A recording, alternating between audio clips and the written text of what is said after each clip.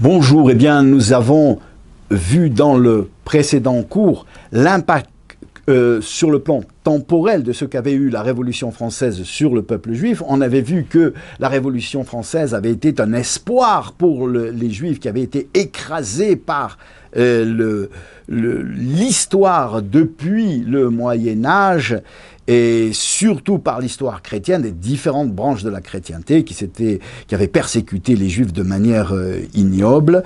Et bien, il y avait un espoir dans ce renouveau, dans cette révolution, dans cette remise en cause de l'injustice de l'histoire. Eh bien, cet espoir a été déçu, d'abord sur le plan temporel, parce que les Juifs n'ont pas été acceptés, même si sur le papier, la révolution devait apporter l'égalité des droits, eh bien, elle ne l'a pas apporté. Les Juifs ont été persécutés, ils ont été guillotinés, il y a eu des massacres, il y a eu des pogroms, ils ont été accablés d'impôts et ils ont, sur le plan temporel, essuyé beaucoup plus d'affres de la part des révolutionnaires et de la Révolution que ceux qui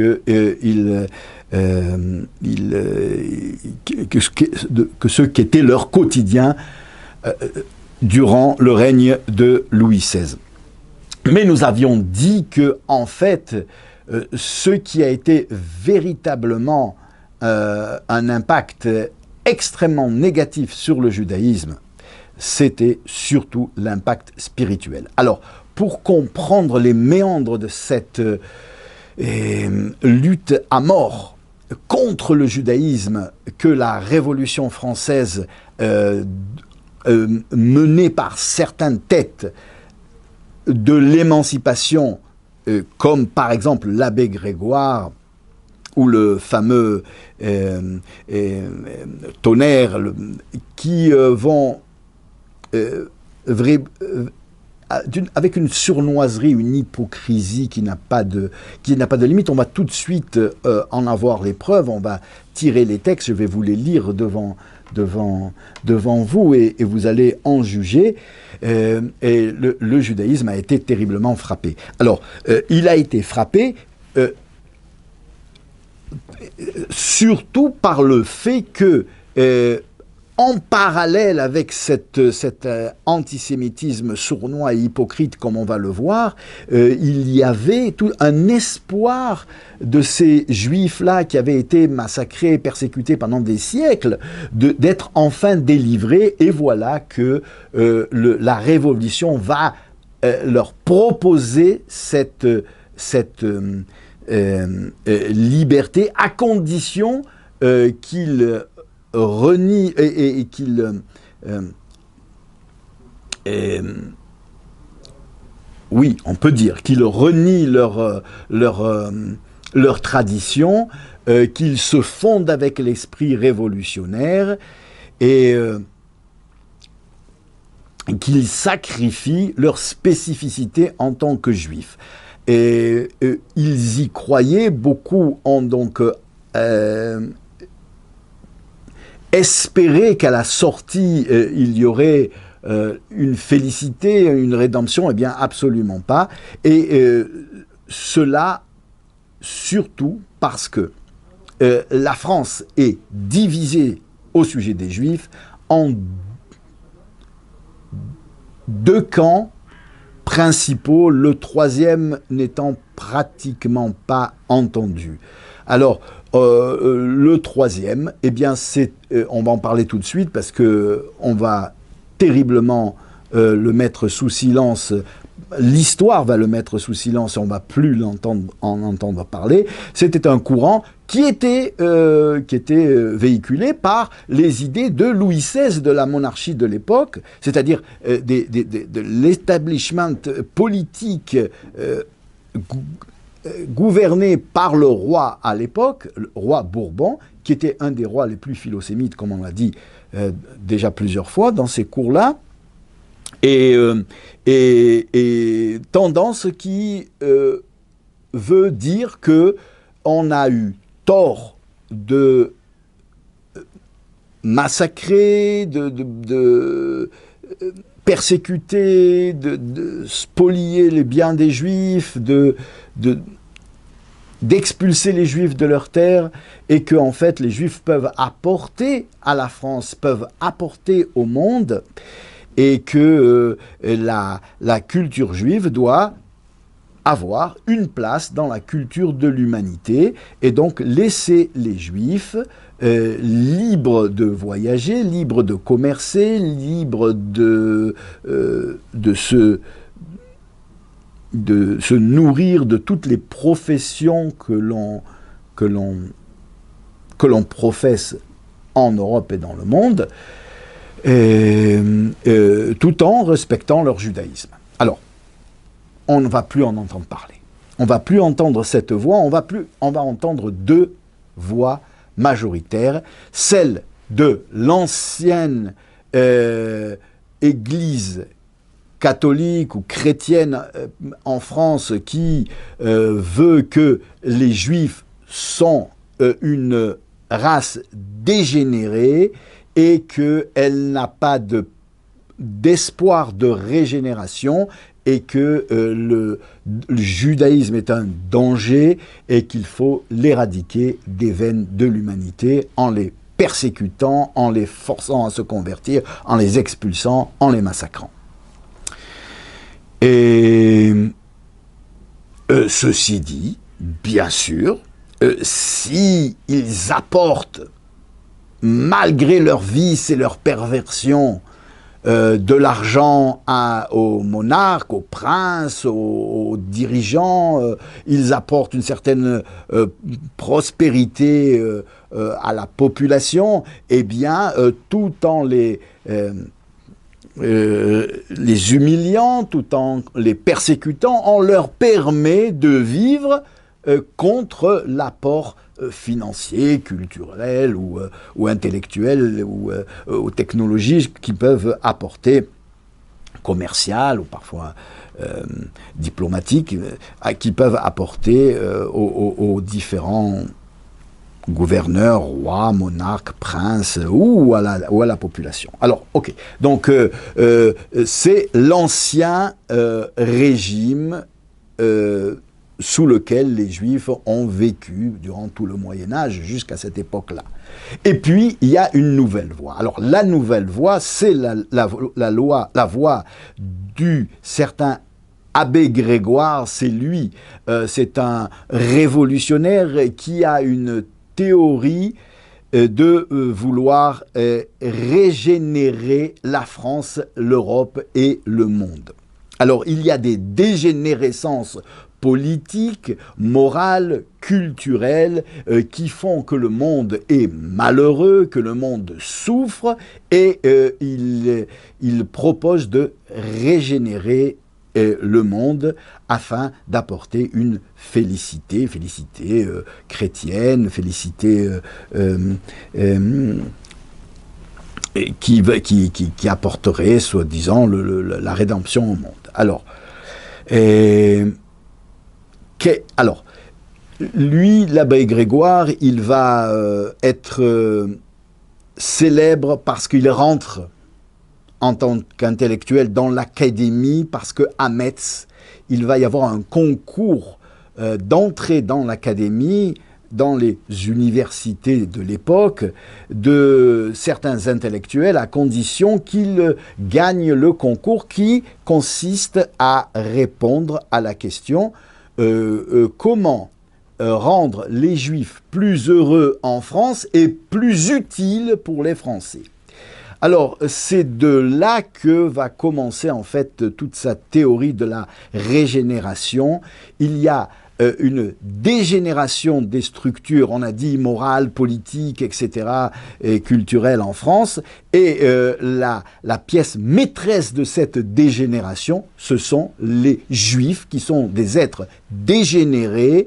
Alors, c'est vrai que il va donner un certain espoir parce qu'il va dire que cette dégénération provient de la façon dont les Juifs ont été traités durant tous ces siècles-là, des persécutions, mais il dit que en fait, ce n'est qu'une partie du problème, une partie de l'explication, la véritable dégénération du monde par les Juifs, où le Juif dégénéré provient en fait de sa culture, de son judaïsme. Et je vous lis, j'ai le texte ici, enfin des extraits du texte, on ne va pas lire tout le texte, on n'aura pas le temps. Mais il dit par exemple que les Juifs sont des dégénérés à cause de l'enseignement ridicule des rabbins et du Talmud. Et la dégénération des Juifs renforcerait en fait l'idée qu'ils étaient inférieurs par l'abus de pratiques religieuses grotesques. Donc il veut dire que c'est vrai que les chrétiens ont mal agi en persécutant les Juifs, mais il excuse ces massacres et ces persécutions des différents siècles du Moyen-Âge jusqu'à la Révolution française par le fait que les Juifs étaient véritablement dégénérés et des êtres inférieurs par l'abus de pratiques religieuses grotesques. Il va dénoncer je cite, le culte des Juifs, leur adhésion obstinée à leur dogme et à leur mépris pour les nations. Il va écrire la chose suivante: si les Juifs n'étaient que sauvages,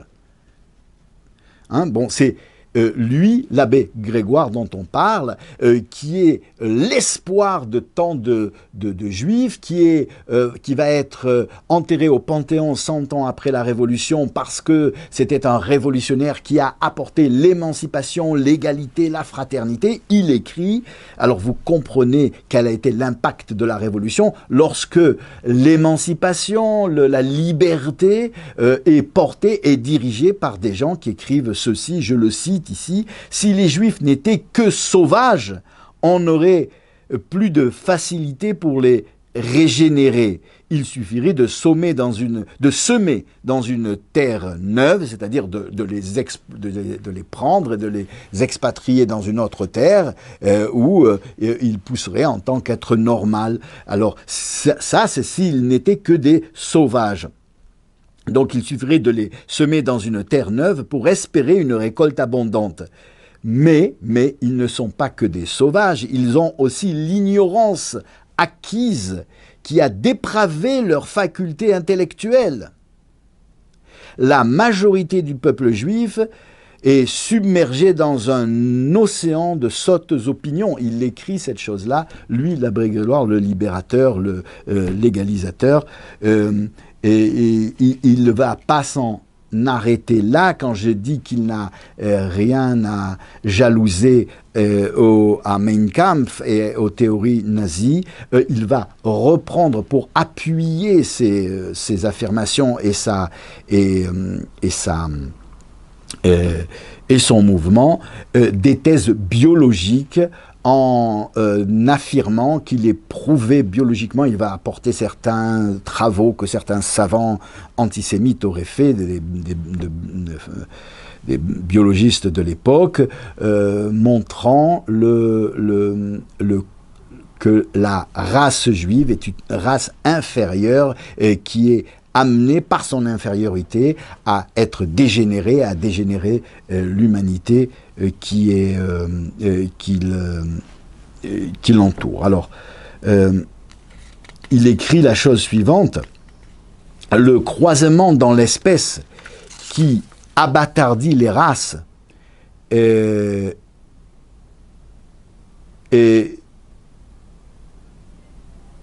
provient... Alors, le croisement dans l'espèce qui abâtardit les races et qui provient de leurs règles religieuses alimentaires, comme les lois du kasher, qui privent d'aliments riches en sang et font que finalement les Juifs vont être des bâtards de l'humanité. Il écrira les mots suivants: le philosophe Lavater, qui est un biologiste, qu'on peut considérer comme législateur quand il sera question de prononcer sur les physionomies humaines, m'a dit avoir observé qu'en général, les Juifs ont le visage blafard, le nez crochu, les yeux enfoncés, le menton proéminent, les muscles constricteurs sur la bouche et sont fortement prononcés. Je me félicite de voir les conséquences morales qu'il en déduit coïncider avec ce que j'ai développé dans le chapitre précédent. Donc, physionomiquement, biologiquement, le juif est un être inférieur. Il dit que cela provient, donc il veut dire qu'il n'est pas véritablement raciste parce que cela provient des lois de la cacheroute qui privent le juif d'aliments riches en sang, etc. Et puis de pratiques sordides, de toutes les pratiques de la religion juive. Mais il va apporter des preuves physionomiques de la dégénérescence du juif, le nez crochu, les yeux enfoncés, le menton proéminent, etc. Et il dit qu'il se félicite que ce biologiste-là, ce philosophe biologiste, apporte des conséquences, c'est-à-dire explique que à cette dégradation physique du juif, il y a des conséquences morales qui coïncident avec ce qu'il a développé, c'est-à-dire que le juif est un sauvage, un attardé, un dégénéré, comme on l'a vu. Alors,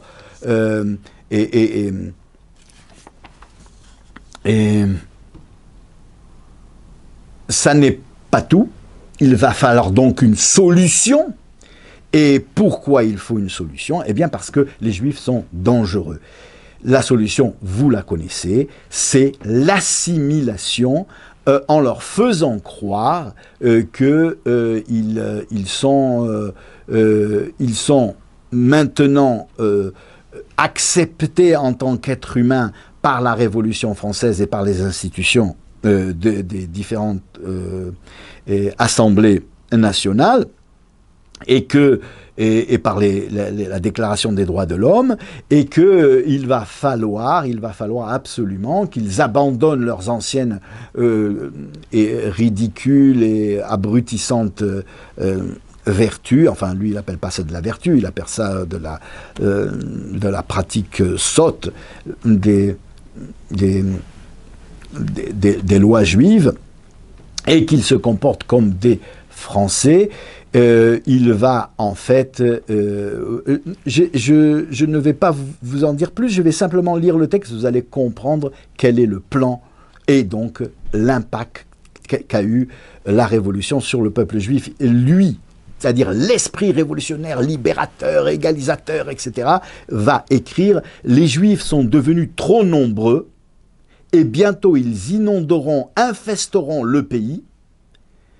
Et les Juifs sont un danger qu'il ne faut pas tolérer. » Il va écrire un chapitre qui va être intitulé « Danger de tolérer les Juifs tels qu'ils sont à cause de leur population ». Un autre chapitre qu'il va intituler « Danger de tolérer les Juifs tels qu'ils sont à cause de leur aversion pour les autres peuples et de leur morale relâchée ». Et ensuite, il écrira un autre qui va être intitulé « Danger de tolérer les Juifs tels qu'ils sont à cause de leur commerce et de leur usure ». Et donc, il va écrire donc qu'il faut bien se rendre compte que de nombreux sujets des classes, citoyens des classes pauvres et humiles de la société ont été en fait ruinés, ce sont ces mots, par les Juifs. Et donc, il faut absolument une réforme du judaïsme. Alors, la réforme, eh bien, pour lui, elle passe par la conversion au christianisme.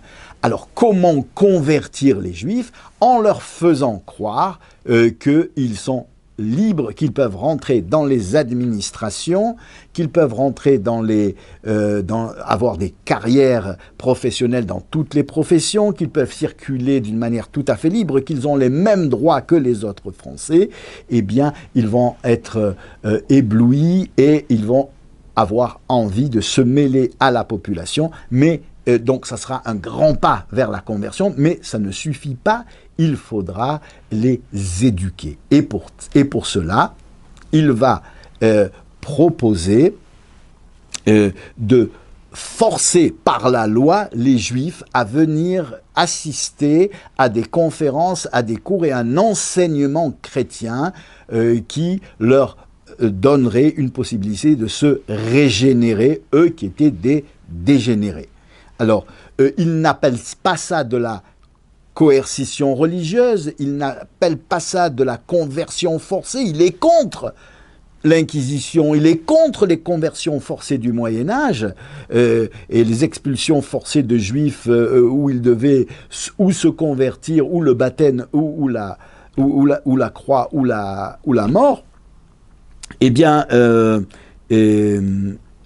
non, c'est d'une manière tout à fait libre qu'ils vont être obligés par la loi à s'asseoir sur les bancs d'une école où on ne va pas les forcer à se convertir, on va leur proposer une nouvelle façon de vivre pour les régénérer et en faire des êtres normaux et leur promettre qu'ils ne seront plus traités en tant qu'êtres inférieurs.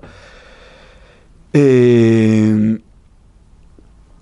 c'est dans cette ambiance où les Juifs qui, au début, ont cru, et même pendant de nombreux siècles après, il faut l'avouer, à ces promesses qui, en fait, étaient une façon d'éradiquer le judaïsme dangereux sur la terre.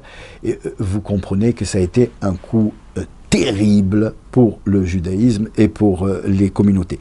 Alors, le coup final va être donné par le fait que la révolution va faire éclater toutes les structures de la communauté juive et les Juifs n'auront plus de repères. Il est interdit par les lois françaises de donner de la tzedaka aux pauvres Juifs. Si on veut gaspiller son argent, qu'on le donne à la Révolution, qu'on le donne à qui l'on veut, mais les coupottes de tzedaka, les organismes, les fonds d'aide aux nécessiteux juifs, les fonds d'aide pour bâtir des synagogues, pour construire des mikvaot, des bains rituels, pour le culte juif, pour les orphelins juifs, tout ça est interdit, tout ça est éclaté. La révolution ne permettra plus aux Juifs de vivre en tant que communauté. Il va falloir attendre Napoléon pour revoir le judaïsme se réorganiser, mais cette fois-ci de manière rigide, en tant qu'instrument de l'Empire napoléonien, instrument de la France et des acquis de la Révolution française. Et comme dira le fameux député qui répond au nom de Tonnerre, on permettra tout aux Juifs en tant que citoyens, mais rien et absolument rien en tant que Juifs. Napoléon, on le verra dans le cours prochain, va être signé et organisé de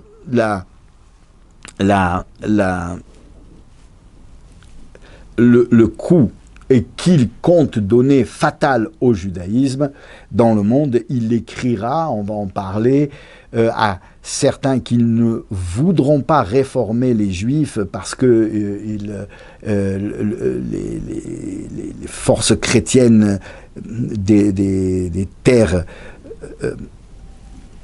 conquises par Napoléon vont s'opposer à la réforme des Juifs, à l'émancipation des Juifs. Eh bien, il écrira à son gouverneur: expliquez-leur qu'avec leur manière inquisitionnistes, moyenâgeuses, ils ont persécuté les Juifs, mais les Juifs sont encore une épine dans le corps de l'humanité, il en reste toujours, et ils sont toujours aussi désastreux dans le monde, mais expliquez-leur qu'avec ma méthode d'assimilation, en leur permettant de s'émanciper, de rentrer dans les carrières, de rentrer dans les universités, de rentrer dans l'administration, dans l'armée, tout en les gardant dans un carcan où le judaïsme ne pourra pas déborder ce que moi, en tant qu'empereur, je permets, eh bien, dites-leur qu'avec ma méthode d'émancipation et de libéralisation, eh bien, en 2 générations, le sang impur, ce sont les mots de l'empereur, le sang impur du judaïsme ne coulera plus dans les veines de l'humanité. Voilà, c'est l'impact de la Révolution française, donc un éclatement complet des très belles communautés qui avaient, de manière héroïque, traversé les siècles en France, malgré l'interdiction de résider, malgré les persécutions, malgré les